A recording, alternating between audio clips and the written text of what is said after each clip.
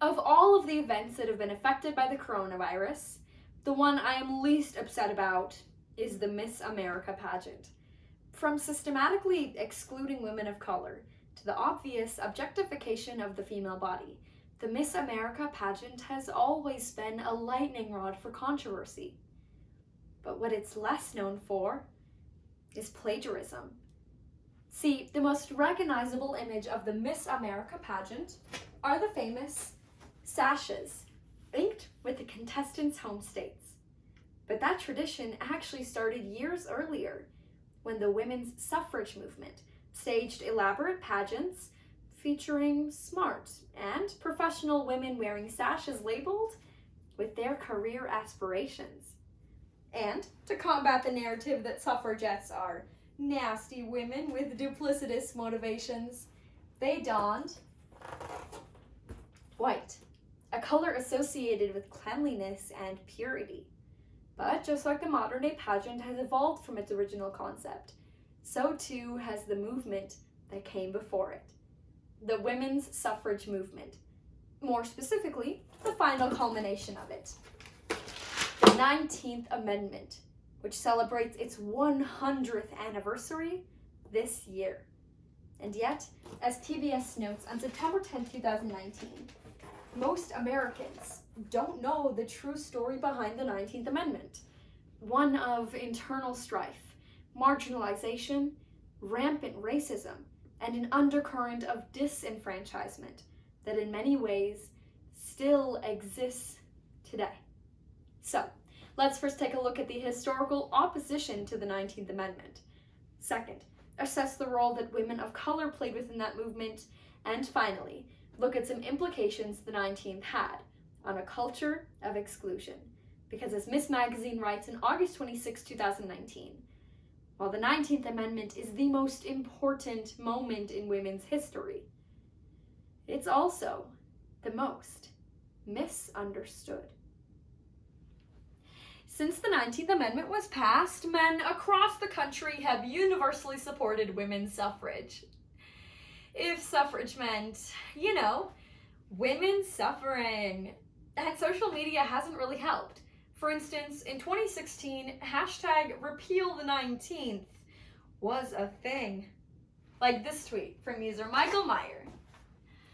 Give out nice enough handbags and most broads would gladly trade their voting rights for one. Hashtag repeal the 19th.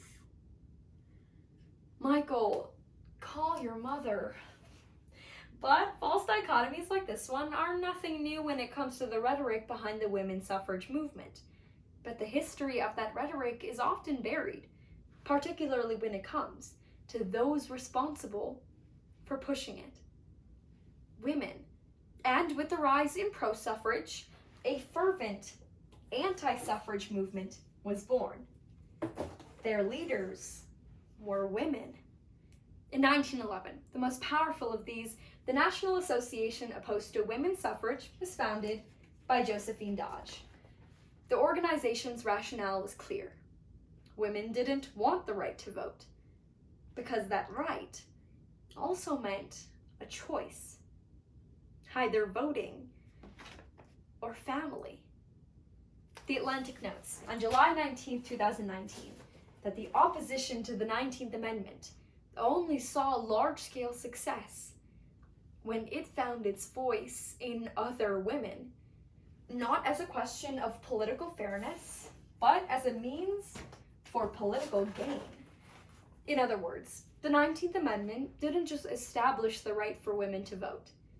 It established the idea of weaponizing a woman in political decisions against her own rights.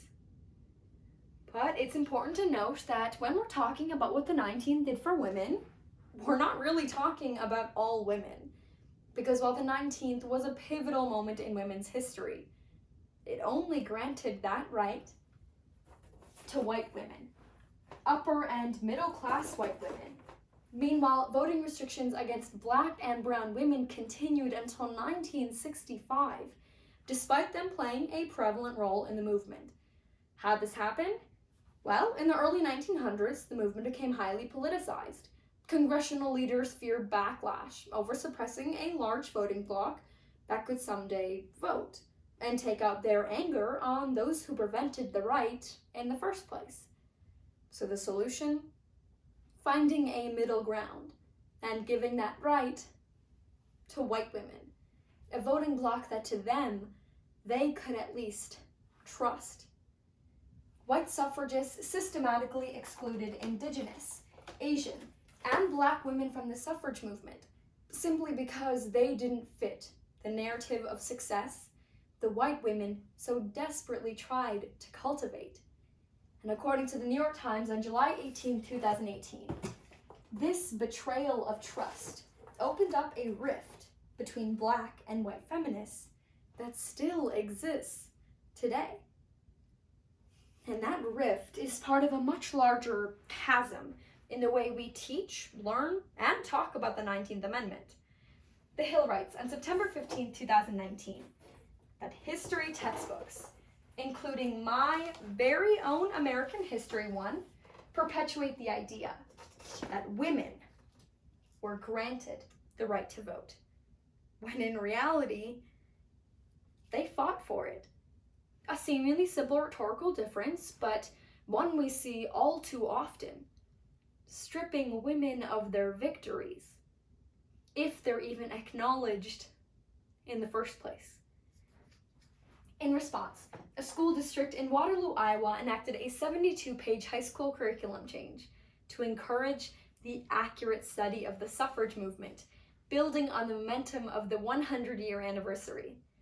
PR Newswire writes on February 14, 2020, that this curriculum was developed because this topic warrants a credible education, one that discusses the monumental struggles of women suffragists 100 years ago, but also their relevance in 2020. According to the Smithsonian, the National Curriculum for History features 738 historical figures. 559 of them are men. So, for every 3 men featured, only 1 woman is, with women of color barely making the footnotes. And this culture of exclusion continues to permeate our political scene.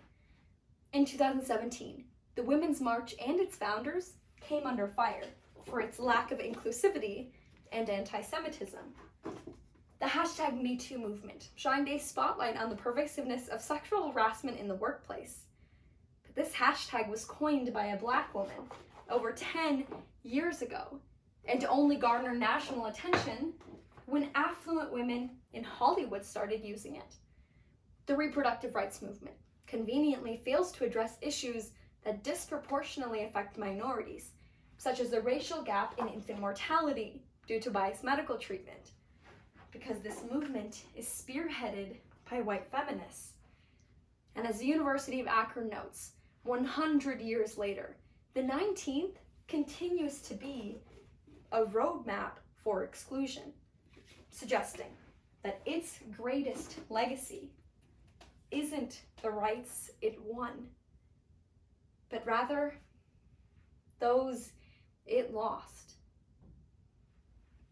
Women who fought for the 19th Amendment were sometimes called suffragettes, suffrage deriving from the Latin word for voting tablet and the suffix "et," typically used to minimize the size or importance of something, like how a small kitchen is called a kitchenette. The word started popping up everywhere in the early 1900s when journalists wanted to come up with a clever way to insult its female participants. But perhaps my favorite definition of suffragette comes from the New York Times in October 1906. A suffragette is a woman who ought to have more sense. I like it. So today, we talked about the historical opposition to the 19th Amendment. Second, assessed the role women of color played within that movement. And finally, looked at some implications the 19th had on a culture of exclusion. Forbes writes on September 15, 2019, that because women are more predictable and prevalent voters, the 19th set the stage for women to run the political climate, meaning the influence of the 19th goes far beyond what it did for the voting booth. And that is nothing short of pure pedantry.